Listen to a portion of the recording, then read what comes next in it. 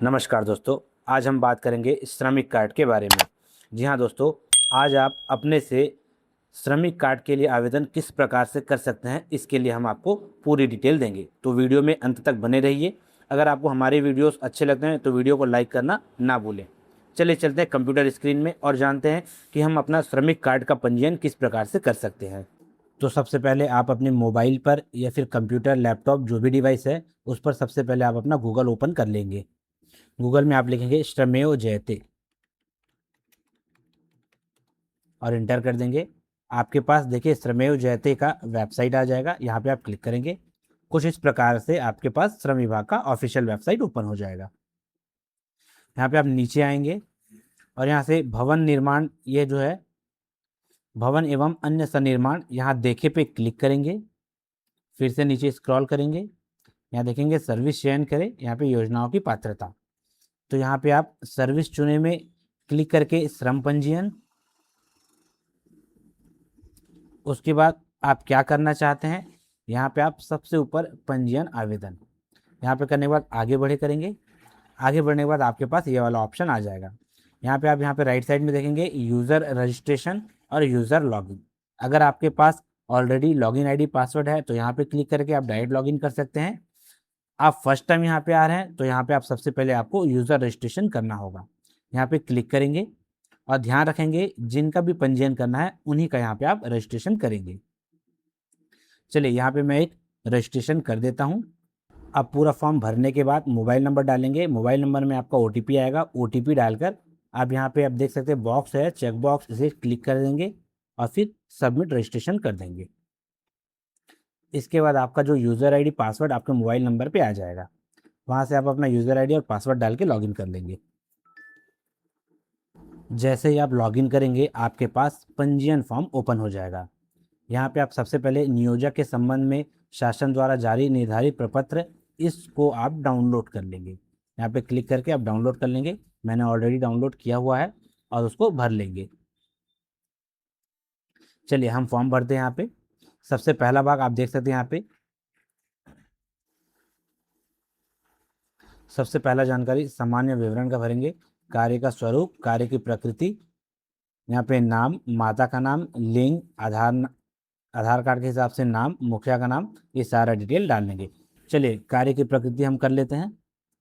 यहाँ पे मैं मैकेनिक के लिए बनाता हूँ, नाम लिख देते हैं। ध्यान रखेंगे आप पूरा नाम लिखेंगे, हिंदी में लिखेंगे। उसके बाद आप अपनी यहाँ पे जन्म तिथि डाल लेंगे। नीचे जाति है, जाति आप चुन के डाल लेंगे। आधार कार्ड का नंबर आप भर देंगे।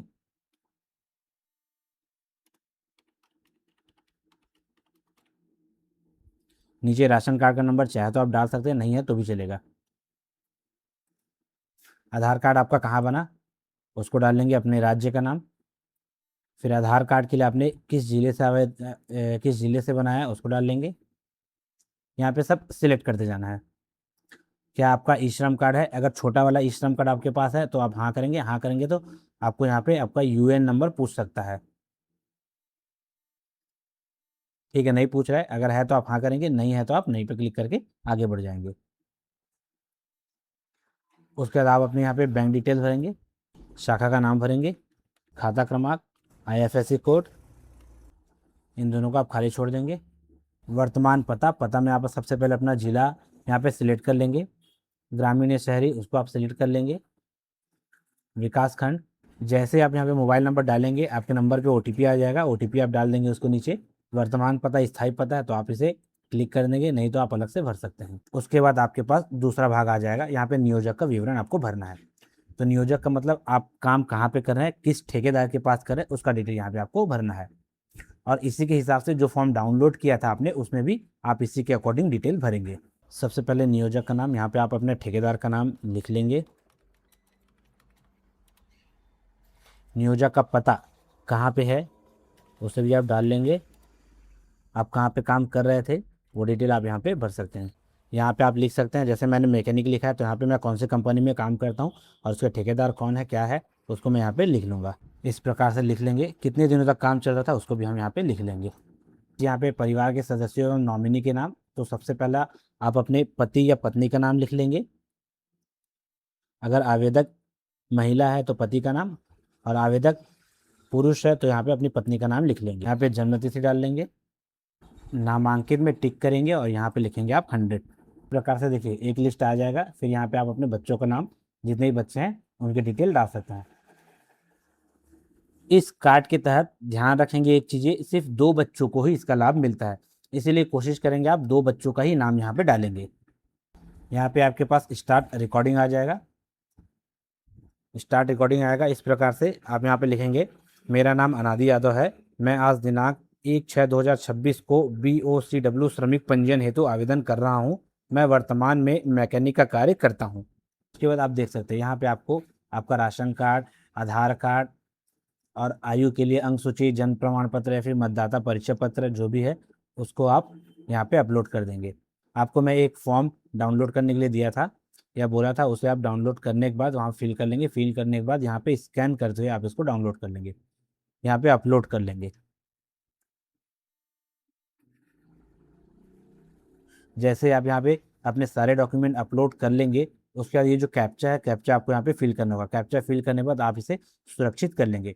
जैसे आप सुरक्षित कर लेंगे, आपको यहाँ पे आपका पंजीयन नंबर एक दिया जाएगा, माफ़ कीजिए, आपको एक एप्लीकेशन नंबर दिया जाएगा। इतना करने के बाद आप यहाँ पे सुरक्षित कर देंगे, आपका आवेदन जमा हो जाएगा। फिर आवेदन जमा होगा, आपको एक नंबर मिलेगा, उस नंबर को आप नोट करके रख लेंगे। फ्यूचर में आपको आपका आवेदन का स्टेटस चेक करने के लिए काम आएगा। आज के लिए बस इतना ही, मिलते हैं फिर किसी नए वीडियो में, तब तक के लिए जय हिंद।